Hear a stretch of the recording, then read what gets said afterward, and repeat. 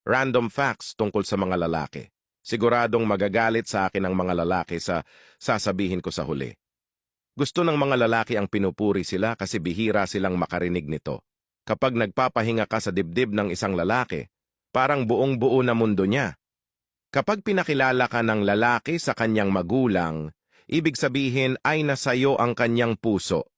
Madaling maging komportable ang mga lalaki, kaya pag napansin mong kunti na lang siya kung mag-effort para sayo. Ibig sabihin ay komportable na siya sayo. Kapag inamin ng lalaki na may nararamdaman siya sayo, tapos bigla siyang di na nag-chat, ibig sabihin ay gusto niyang ikaw naman ang unang mag-chat. Pag gumawa ka ng kasalanan sa isang lalaki at pag tinanong mo siya kung okay lang ba siya, sasabihin niya na okay lang at di masakit.